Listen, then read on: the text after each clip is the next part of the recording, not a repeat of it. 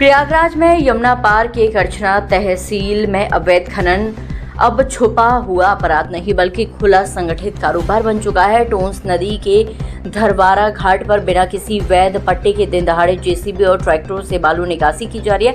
हैरानी की बात यह है कि यह सब कुछ प्रशासनिक तंत्र की आंखों के सामने हो रहा है, फिर भी कार्रवाई शून्य है, जिससे मिलीभगत की बू साफ महसूस होती है। ग्रामीणों के मुताबिक ये कोई बिखरा हुआ मामला नहीं है बल्कि एक संगठित खनन सिंडिकेट है जो धरवारा घाट से लेकर धरवारा, शाहपुर, सुलमई, इसैटा और झरियही तक अपनी पकड़ बनाए हुए है। आरोप है कि इस पूरे नेटवर्क में कुछ नाम खुलकर सामने आ रहे हैं जो कथित तौर पर खुलेआम खनन कर रहे और प्रभाव के दम पर सिस्टम को चुनौती दे रहे हैं। स्थानीय लोगों का कहना है कि नदी के किनारों का तेजी से कटाव हो रहा है, जलस्तर गिर रहा है और पर्यावरणीय संतुलन लगातार बिगड़ रहा है। लेकिन इन गंभीर खतरों के बावजूद जिम्मेदार विभागों की चुप्पी कई सवाल खड़े करती है।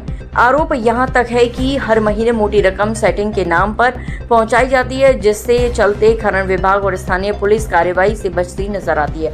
सबसे चिंताजनक पहलू ये है कि जो भी इस खेल के खिलाफ आवाज उठाने की कोशिश करता है उसे डराया धमकाया जाता है। ग्रामीणों ने साफ कहा है कि शिकायत करने पर उन्हें प्रताड़ित किया जाता है, जिससे पूरे इलाके में भय और असुरक्षा का माहौल बना हुआ है। कोई भी बोलने को तैयार नहीं है। वीडियो में खनन करते हुए साफ देखा जा सकता है। अब सवाल ये है कि क्या करछना में कानून का राज है या फिर खनन माफियाओं का? क्या प्रशासन इस पूरे नेटवर्क पर शिकंजा कस पाएगा या फिर अवैध खेल यूं ही चलता रहेगा? ग्रामीणों ने जिला प्रशासन से मांग की है कि पूरे प्रकरण की उच्च स्तरीय निष्पक्ष जांच कराई जाए, खनन में संलिप्त लोगों की भूमिका पर पड़ताल हो और अवैध खनन के इस जाल को जड़ से खत्म किया जाए। इसी तरह से गंगा में डीह, सेमरहा, मनैया, कबरा, रवनिका, लखटा आदि घाटों पर भी भारी मात्रा में खनन हो रहा है। अब देखना यह है कि प्रशासन इस चुनौती को गंभीरता से लेता है या फिर टोंस नदी का सीना यूं ही छलनी होता रहेगा। ब्यूरो रिपोर्ट, पवन प्रभात, प्रयागराज।